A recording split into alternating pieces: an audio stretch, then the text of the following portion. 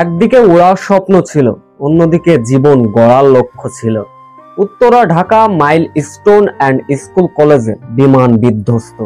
অকালে ঝরে গেল অনেক শিক্ষার্থীর জীবন, অনেকে আবার আশঙ্কাজনক। বিমান বিধ্বস্তের ঘটনায় কেঁদে উঠল বাংলাদেশ ক্রীড়া অঙ্গন। সাকিব থেকে তামিম ইকবাল কেঁদে দিলেন।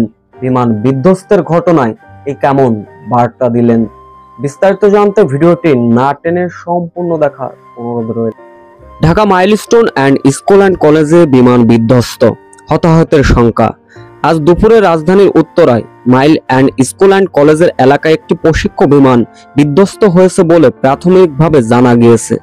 ঘটনাস্থলে দগ্ধ অবস্থায় অন্তত কয়েকজনকে উদ্ধার করে হাসপাতালে পাঠানো হয়েছে। এই ঘটনায় এলাকা জুড়ে আতঙ্ক ছড়িয়ে পড়েছে।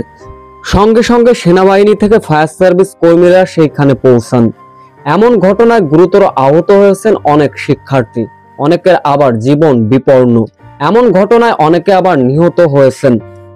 মাইলস্টোন স্কুল অ্যান্ড কলেজের এমন বিমান বিধ্বস্ত ঘটনায় রীতিমতো কাঁদছে বাংলাদেশ ক্রীড়া অঙ্গন। সাকিব আল হাসান থেকে তামিম ইকবাল নিজেদের ভেরিফাই ফেসবুক পেজে আল্লাহর কাছে দোয়া চেয়েছেন সকলের কাছে, যেন অনেক শিক্ষার্থী প্রাণে বাঁচতে পারে, কেননা তারাই যে আগামী দিনের ভবিষ্যৎ। এমনটাই বার্তা দিলেন বাংলাদেশের এই দুই তারকা ক্রিকেটার। এছাড়া অনেক ক্রিকেটার এবং ক্রীড়াঙ্গনের সকলেই এমন ঘটনায় রীতিমতো শোকাহত।